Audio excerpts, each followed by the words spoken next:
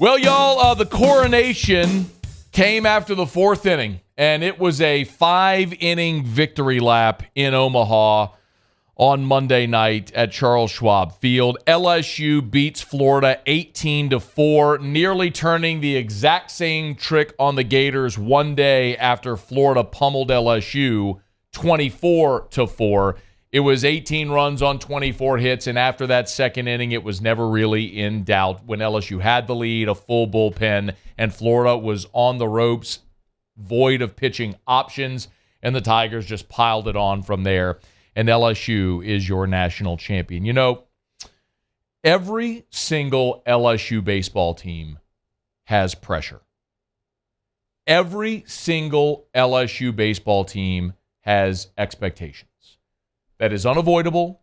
That is what every LSU player who chooses to wear that uniform accepts. You come to LSU knowing the history.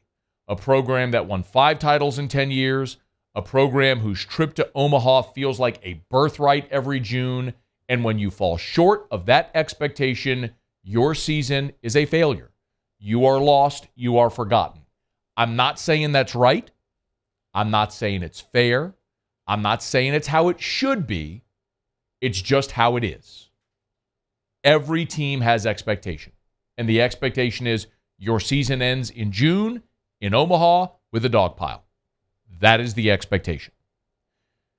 And on top of that, this team had Dylan Cruz, the number one prospect in the country.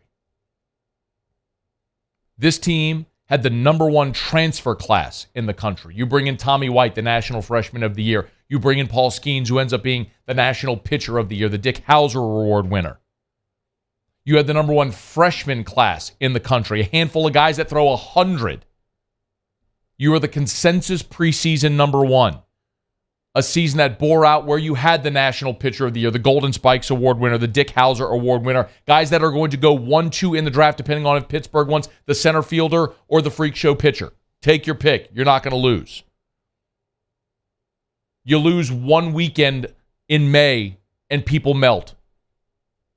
You blow a save, people lose their minds. That's the pressure of expectation. And this team, with all of the weight of that expectation, scaled the mountain, planted their flag. And they did so out of the losers bracket in Omaha, beating the number one team in the country twice, a team that hadn't lost back-to-back games all year, and then beating the number 2 seed twice as well. Y'all, there have been so many great, not good, great LSU baseball teams that are largely forgotten because they fell short of Omaha. In 1989, Ben McDonald won the Golden Spikes Award and became the number one overall pick in the draft. They lost in Omaha. 1998, that 1998 team was probably better than the 1997 team. Probably. And they won their first 2 games in Omaha. And then the wind blew in at Rosenblatt Stadium, and they lost consecutive days to USC. Nobody talks about 98 anymore. Should have been a team that three-peated. Instead, we have forgotten them. 2013, the best LSU season. The best LSU season. 23-7 in league play. 23-7 in league play. 57-11. You know what we remember? 2 and done in Omaha. 2015, 54-12, 21-8. Junior Alex Bregman. You had Lang and Poche on the bump for you. Didn't get it done in Omaha. That's where your legacies are defined. People don't celebrate SEC championships here. It's hard to do. Very hard to do. People celebrate national championships here. And that was the massive expectation this team had. Maybe a heavier burden than any of the teams before it. because of all of the talent, because you knew you had a loaded gun this year, more so than ever before. And this team has now secured its spot in the Pantheon. And not only have they secured their spot in the Pantheon, they might just be on the top step. Because, my friends, when we look back at this team in 10 years, in 20 years, whatever context we want, we are going to look back at an LSU baseball team that won the national championship, that had only the second Golden Spikes Award winner in program history, that had the National Pitcher of the Year, that had players go 1-2 in the draft, and after Cruz and Skeens, however they're taken, we're looking at guys that are going to be future major leaguers. Trey Morgan, Jordan Thompson, Tommy White, Ty Floyd, Thatcher Hurd. All of these guys are going to be major leaguers, and there's probably many more that I didn't just name that we just don't know yet.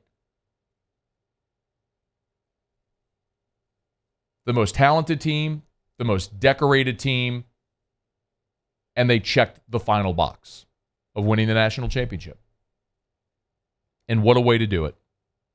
In Omaha, against an SEC rival in Florida, the team that beat you in the championship series the last time you were there, one day after a record-setting loss in the College World Series. You fall behind early, single homer, you're down 2-0, and then you roar back. And after an atrocious College World Series, Jordan Thompson is the one that broke through and got you on the board first on an 0-2 pitch, singling to score Braden Jobert. Thatcher Hurd, after allowing that single homer to start the game, did not allow another hit the rest of the way. What? He gave you 6 innings without allowing another hit after the first 2 hitters he faced. You won the national championship without Paul Skeens throwing a pitch in the championship series. Let me say that again slowly for everyone who said, this is just Paul Skeens and nobody else. You won the national championship series without Paul Skeens throwing a pitch. Thatcher Hurd was incredible. Ty Floyd struck out a record 17 hitters against Florida on Saturday night. Every superlative you can imagine about this team. Largest margin of victory for an LSU team in a championship game. It's all there. They checked every box, including the most important one, which allows you to give the Intimidator a makeover. Apparently that's happening already. Hey, thanks so much for watching. Please leave your comments. I love to interact. And be sure to hit the red subscribe button below.